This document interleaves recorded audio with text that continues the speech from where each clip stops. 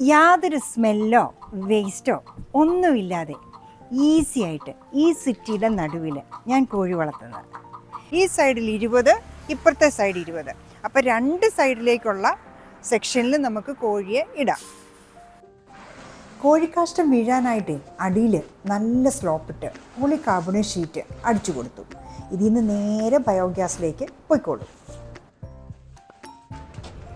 കൂട് വയ്ക്കാനായിട്ട് ഫ്രണ്ടിലോട്ട് സ്ലോപ്പിട്ടാണ് frame work ചെയ്തത്.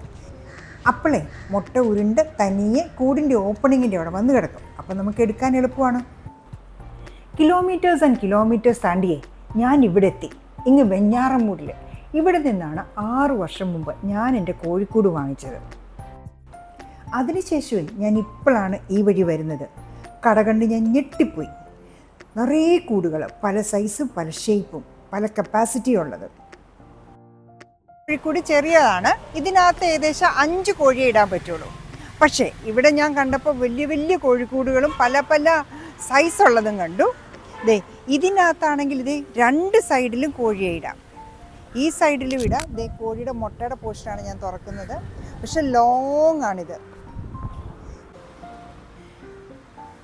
ശരിക്കും പറഞ്ഞാൽ ഈ കോഴിക്കൂടിൻ്റെ കാര്യങ്ങൾ ഒന്നേന്ന് റിവൈൻഡ് ചെയ്യാനായിട്ട് 6 വർഷം മുമ്പ് ഞാൻ വന്ന വഴികളിലൂടെയാണ് ഞാനിപ്പോൾ വന്ന് നിൽക്കുന്നത്.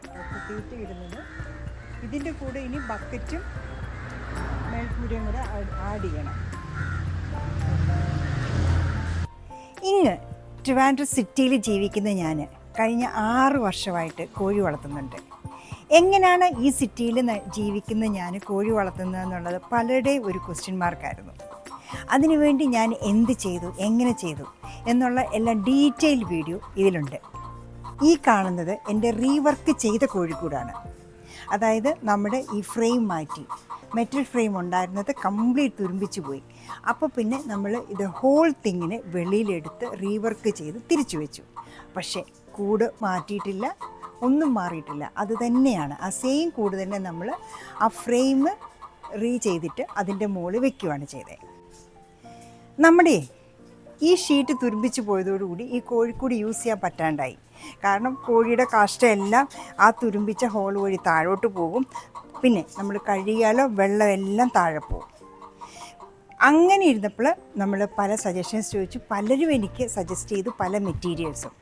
ഒടുവിൽ ലാസ്റ്റ് കുറേ റിസർച്ച് ചെയ്തും കുറേയേറെ കാര്യങ്ങൾ അവിടുന്ന് ഇവിടുന്ന് ഒക്കെ ആയിട്ട് പഠിച്ചു എല്ലാം ആയിട്ട് നമ്മൾ എൻഡ് ചെയ്തത് പോളികാർബണേറ്റ് ഷീറ്റിലാണ്.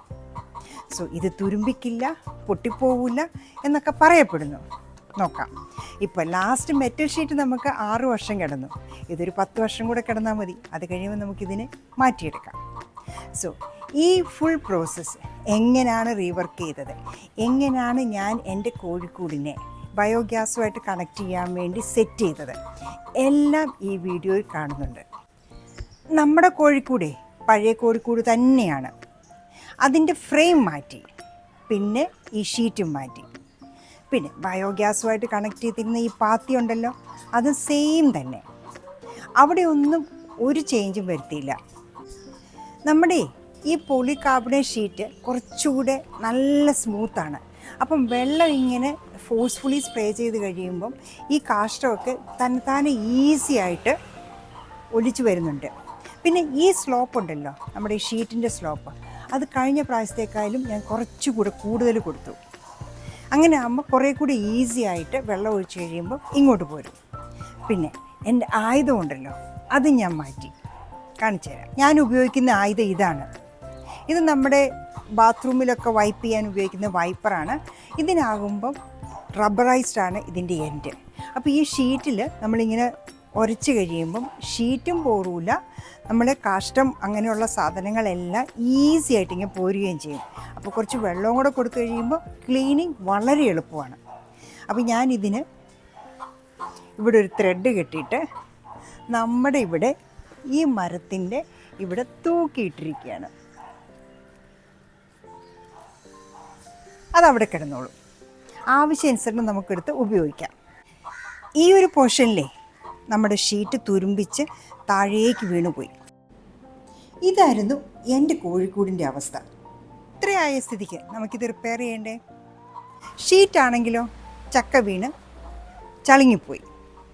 പിന്നെ നമ്മുടെ മെറ്റൽ പീസസ്, നമ്മുടെ കോഴിക്കൂട് വെച്ചിരിക്കുന്ന ആ ഒരു സ്റ്റാൻഡ് ഉണ്ടല്ലോ, അത് കംപ്ലീറ്റ് ദ്രവിച്ചിരിക്കുക. ഫൈനലി അത്ര മോശമായിരുന്ന ഒരു അവസ്ഥയിൽ നിന്ന് നമ്മുടെ കോഴിക്കൂടിനെ റീവർക്ക് ചെയ്ത് ഈ ഒരു സ്റ്റേജിലെത്തിച്ചു. ഇങ്ങനെ നമ്മുടെ കോഴിക്കൂടിനെ സെറ്റ് ചെയ്താലേ ബയോഗ്യാസ് പ്ലാന്റുമായിട്ട് കോഴിക്കൂട് കണക്ട് ചെയ്യാനും ആ കോഴിയുടെ വേസ്റ്റ് മുഴുവൻ പ്ലാന്റിൽ പോയി നമുക്കിഷ്ടംപോലെ ഗ്യാസ് കിട്ടാനും സ്ലറി വരുന്നത് മുഴുവനുമേ നമ്മുടെ പച്ചക്കറികൾക്ക് ഉപയോഗിക്കാനും പിന്നെ ഒരു ടോട്ടൽ വേസ്റ്റ് മാനേജ്മെൻറ്റാണ് ഇതുവഴി നടക്കുന്നത്. ഇങ്ങനെ ചെയ്താലേ ആർക്കും എവിടെയും കോഴി വളർത്താം. സ്റ്റെപ്പ് ബൈ സ്റ്റെപ്പ് പ്രൊസീജിയർ മുഴുവൻ എക്സ്പ്ലെയിൻ ചെയ്യുന്നുണ്ട്. വീഡിയോ സ്കിപ്പ് ചെയ്യാതെ മുഴുവൻ കാണണേ. ഔട്ടർ കവറിംഗ് ആയിട്ട് കൊടുത്തിരുന്ന ചെറിയ മെഷ് ആദ്യമേ തന്നെ ഊരി മാറ്റി വെച്ചു. ഇപ്പം നമ്മുടെ കോഴിക്കൂട് കംപ്ലീറ്റ്ലി എക്സ്പോസ്ഡായി. ആ ഫ്രെയിമിൻ്റെ മുകളിൽ കോഴിക്കൂട് വെച്ചിരിക്കുന്നു.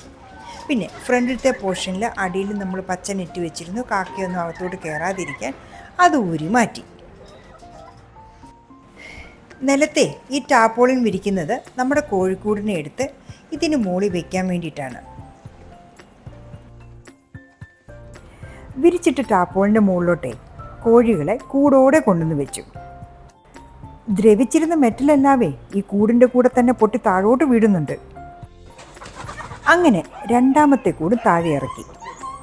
ഇത് 2 കമ്പാർട്ട്മെൻറ്റുള്ള 10 കോഴികളെ ഇടാനുള്ള കൂടാണ്. പക്ഷെ നമ്മൾ അത്ര ഇട്ടിട്ടില്ല കേട്ടോ.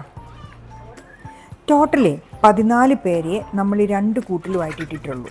അല്ലെങ്കിൽ ഭയങ്കര കൺജഷനായി പോകും. ഈ സമയമേ നമ്മുടെ ഫ്രെയിം വർക്കിനുള്ള മെറ്റൽ റോഡ്സും ഷീറ്റും ഒക്കെ ആയിട്ട് വണ്ടി എത്തി. കൂട് മാറ്റിക്കഴിഞ്ഞപ്പോഴാണ് നമ്മുടെ കോഴിക്കൂടിൻ്റെ അവസ്ഥ വളരെ ദയനീയം തന്നെ. എല്ലാം തുരുമ്പിച്ചു പോയി.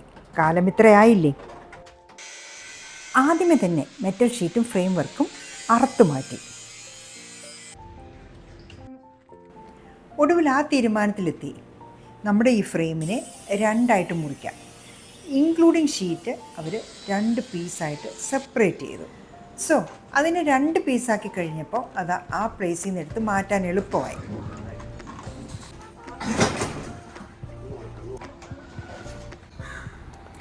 ഇനി നമ്മുടെ കൂട് സെറ്റിംഗ് അങ്ങ് സ്റ്റാർട്ട് ചെയ്യുവാണ്. ആദ്യത്തെ ഫ്രെയിം കുറച്ച് വലുതാണ്. ഇതിലാണ് നമ്മുടെ ഷീറ്റ് വയ്ക്കുന്നത്. സ്ലോപ്പേ ഇച്ചിരി അധികമാകട്ടെന്ന് വെച്ചു. അതുകൊണ്ടാണ് ഫ്രെയിം നമ്മൾ വലുതാക്കിയെടുത്തത്. ഇങ്ങനെയാകുമ്പോൾ കോഴിയുടെ കാഷ്ടം ഡയറക്റ്റായിട്ട് താഴേക്ക് പോരും. കണക്കാണല്ലോ മെയിന്. എല്ലാത്തിനും കണക്ക് വേണം. അപ്പം നമ്മുടെ സ്ലോപ്പിനും ഏതാണ്ട് 3 ഇഞ്ച് ഹൈറ്റ് ഡിഫറൻസ് കൊടുത്തു. അപ്പോൾ ഏതാണ്ട് 3 ഇഞ്ചിൻ്റെ സ്ലോപ്പ് ഇട്ടോ. വെയിൽ ഉച്ചയിലോട്ട് അടിച്ചപ്പോഴേ നമ്മുടെ കോഴിപ്പെണ്ണുങ്ങൾക്ക് വല്ലാത്ത അസ്വസ്ഥത, പൊരിഞ്ഞ ചൂട്. അതുകൊണ്ട് എല്ലാവരെയും ഫ്രീ ആക്കി അങ്ങ് ഇറക്കി വിട്ടു. പ്രൈമറി പല കളറുണ്ട്. പക്ഷെ നമ്മൾ ഓപ്റ്റ് ചെയ്തത് ബ്ലാക്കാണ്. ഇത് തുരുമ്പിന്നെല്ലാം ഇവരെ പ്രൊട്ടക്റ്റ് ചെയ്യും. നമ്മുടെ പോളി കാർബണേറ്റ് ഷീറ്റ് വയ്ക്കാനുള്ള ആ മെറ്റൽ ഫ്രെയിമിൻ്റെ സ്ലോപ്പ് ഇത്രത്തോളം ഉണ്ട്. നല്ല രീതിയിൽ സ്ലോപ്പ് കൊടുത്തിട്ടുണ്ട്. അങ്ങനെ ഫ്രെയിം റെഡി. ഇനി പോളി കാർബണേറ്റ് ഷീറ്റാണ്. 7 അടി നീളവും 4 അടി വീതിയുള്ള സ്റ്റാൻഡേർഡ് സൈസുള്ള ഷീറ്റാണിത്. നമ്മുടെ ആവശ്യത്തിനെടുത്തിട്ട് ബാക്കിയുള്ളത് മുറിച്ചു മാറ്റാം. ഇതിൻ്റെ ഒരു സൈഡ് നല്ല സ്മൂത്താണ്. അവിടെ ഈ പ്ലാസ്റ്റിക് ഒട്ടിച്ചിരുന്നു. മറ്റേ സൈഡ് ഭയങ്കര റഫുമാണ്. ഈ സ്മൂത്തുള്ള സൈഡാണ് നമ്മൾ മുകളിലിടുന്നത്. നമ്മുടെ കാഷ്ടം അതിലാണ് വീഴേണ്ടത്.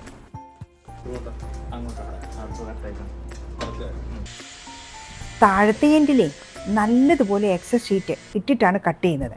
കാരണം അങ്ങോട്ടാണ് നമ്മുടെ പാത്തി വയ്ക്കേണ്ടതേ. പിന്നെ മുകൾ തൊട്ട് നട്ടും ബോൾട്ടും ഇട്ട് മുറുക്കി തുടങ്ങി. കോഴിയുടെ കാഷ്ടമേ സ്റ്റക്കാകാതിരിക്കാനും നമുക്ക് ക്ലീനിങ് ഈസി ആക്കാനും വേണ്ടിയിട്ട് ഈ ഷീറ്റിനിടയ്ക്ക് ഒരാണി പോലും നമ്മൾ കൊടുത്തില്ല. ഷീറ്റിൻ്റെ 2 എൻഡും സൈഡ്സും ഫ്രെയിമുമായിട്ട് ഫിക്സ് ചെയ്തു. ഇനി നമ്മുടെ ഷീറ്റ് അനങ്ങില്ല. ഷീറ്റിൻ്റെ ഈ എഡ്ജ് നമ്മുടെ പാത്തിയുടെ അകത്ത് നിൽക്കണം. അത് കണക്കാക്കിയിട്ട് ബാക്കിയുള്ള ഷീറ്റ് കട്ട് ചെയ്ത് മാറ്റി. അടുത്ത ഫ്രെയിമേ കൂട് വയ്ക്കാനാണ്. ഇതിൻ്റെ സ്ലോപ്പ് നേരെ ഓപ്പോസിറ്റ് ഡയറക്ഷനിലാണ്. കൂടിനെ ചെറുതായിട്ട് ബാക്കിൽ നിന്നൊന്ന് പൊക്കണം. മുട്ട ഉരുണ്ട് വന്ന് ഓപ്പണിങ്ങിൻ്റെ അവിടെ കിടക്കണം. അത് മാത്രമേ നമ്മുടെ ആവശ്യമുള്ളൂ. അതിനായിട്ട് പുറകിലത്തെ നമ്മുടെ ബാറ് പൊക്കി വെച്ചു, എന്നാൽ താഴത്തെ നമ്മുടെ ബാറോ താത്തിയും വെച്ചു. ആ ചെറിയ സ്ലോപ്പ് മതി മുട്ട ഉരുണ്ടു വരാനായിട്ട്. കോഴിക്കൂടിനെ കറക്റ്റായിട്ട് സീറ്റ് ചെയ്യാനും നമ്മുടെ ഫ്രെയിമിനെ കുറച്ചുകൂടി ഒന്ന് സ്ട്രെങ്തൻ ആക്കാനും വേണ്ടിയിട്ട് ഹൊറിസോണ്ടലി ഒരു 4 ബാർ കൂടെ ഫിക്സ് ചെയ്തു. ഈ പ്രൈമറൊന്നുമേ നമ്മുടെ പുതിയ ഷീറ്റ് വീഴാതിരിക്കാൻ അടിയിൽ പേപ്പറും പ്ലാസ്റ്റിക്കും ഒക്കെ ഇട്ടാണ് നമ്മളത് ചെയ്തത്. അങ്ങനെ നമ്മുടെ കോഴിക്കൂടിൻ്റെ പണി ഏതാണ്ട് ഫിനിഷിംഗ് പോയിന്റിലേക്ക് എത്തുന്നു. സോ ഇതാണ് നമ്മുടെ ഫൈനൽ ഫ്രെയിം വർക്ക്. ഈ ഷീറ്റ് വെച്ചിരിക്കുന്നതിൻ്റെ സ്ലോപ്പ് ഇങ്ങോട്ടും കോഴിക്കൂട് വയ്ക്കുന്ന ഫ്രെയിമിൻ്റെ സ്ലോപ്പ് അങ്ങോട്ടും, രണ്ടും ഓപ്പോസിറ്റ് ഡയറക്ഷനിലാണ്. ഷീറ്റിൻ്റെ പോളിഷ്ഡ് ഏരിയ മുകളിലും റഫ് ഏരിയ അടിയിലുമാക്കിയാണ് നമ്മൾ ഫിക്സ് ചെയ്തത്. ഇനിയേ നമ്മുടെ ചക്ക വീണ ഷീറ്റിനെ ഒന്ന് സൗന്ദര്യം വെപ്പിച്ചു തന്നു. ഒരു കോട്ടൽ മാത്രമേ അവനുണ്ടായിരുന്നുള്ളൂ, പൊട്ടിയിട്ടില്ല. അതുകൊണ്ട് ആ കോട്ടലൊക്കെ ഒന്ന് മാറ്റി ഷീറ്റൊക്കെ ഒന്ന് തട്ടി നൂർത്ത് തന്നു. ഫ്രെയിമിൻ്റെ പണികളെല്ലാം തീർന്നു. ഇനി കോഴിക്കൂടിനെ തിരിച്ച് അതിൻ്റെ സ്ഥാനത്തോട്ട് വയ്ക്കുന്നു. രണ്ടാമത്തെ കൂട് വെട്ടി. 6 വർഷമായിട്ട് ഉപയോഗിച്ച കൂടാണേ, പക്ഷെ കൂടിന് യാതൊരു ഡാമേജും ഇല്ല. കൂടിനെ ഒന്നുകൂടെ ഒന്ന് ഉറപ്പിക്കാനായിട്ട് പുറകിൽ ഒരു 4 വെർട്ടിക്കൽ ബാർസ് കൊടുത്തു. കോഴി ചാടുവോ അങ്ങനെ എന്തെങ്കിലും ചെയ്താൽ ഇത് പുറകോട്ട് മറിയരുത്. ദ ലാസ്റ്റ്, പക്ഷേ ദ മോസ്റ്റ് ഇമ്പോർട്ടൻറ്റ്, നമ്മുടെ പാത്തി തിരിച്ച് റീഫിക്സ് ചെയ്യുന്നു. ഈ പാത്തിയിലേക്കാണ് നമ്മൾ കോഴിയുടെ കാഷ്ടമൊക്കെ കഴുകി ഒഴിക്കുന്നത്. ഇതാണ് നമ്മുടെ ബയോഗ്യാസിലേക്ക് പോകുന്ന പാത്വേ. ഈ പാത്തിയിലേക്കാണ് നമ്മുടെ ഷീറ്റ് വീഴുന്ന കോഴിക്കാഷ്ടമെല്ലാം നമ്മൾ കഴുകി ഒഴിക്കുന്നത്. അതങ്ങനെ ഒഴുകി ഒഴുകി നമ്മുടെ ബയോഗ്യാസ് പ്ലാന്റിൻ്റെ ഡ്രമ്മിലേക്ക് പോകും. ഫൈനലി പഴയ കൂട് പുതിയ ഫ്രെയിം, നമ്മുടെ വർക്കെല്ലാം കംപ്ലീറ്റായി. നമ്മുടെ ബയോഗ്യാസ് പ്ലാന്റിനെ നമ്മൾ അനക്കിയിട്ടില്ല. ഇതിലേ വഴിന്ന് കോഴിയുടെ കാഷ്ടമെല്ലാം പ്ലാന്റിൽ തന്നെ ചേരും. കൂടിൻ്റെ അടിവഴി കയറി അവരെ ആരും തൊടരുത്. അതിനുവേണ്ടി ഡിറ്റാച്ചബിൾ മെഷും നമ്മൾ തിരിച്ചു വെച്ചു. ഇതാണ് നമ്മുടെ കോഴിപ്പെണ്ണുങ്ങളുടെ റിനോവേറ്റ് ചെയ്ത പുതിയ വീട്. ഇത്രയും ഞാൻ എക്സ്പ്ലെയിൻ ചെയ്തതെന്ന് ഞാൻ എങ്ങനെയാണ് കോഴിക്കൂട് സെറ്റ് ചെയ്തതെന്നും ബയോഗ്യാസ് പ്ലാന്റുമായിട്ട് കണക്ട് ചെയ്തതെന്നും എല്ലാം മനസ്സിലായി കാണുമെന്ന് വിചാരിക്കുന്നു. ഇതിൽ വരുന്ന ഡൗട്ട്സും സജഷൻസും ഒക്കെ കമൻറ്റ് ബോക്സിൽ മെൻഷൻ ചെയ്യണേ. ഇങ്ങനെ കൂട് സെറ്റ് ചെയ്താൽ മതി, നമുക്ക് ആർക്കും കോഴിയെ വളർത്താം ഏത് സിറ്റിയിലും. എൻ്റെ കോഴികളല്ലാവേ മുട്ടക്കോഴികളാണ്, BB380.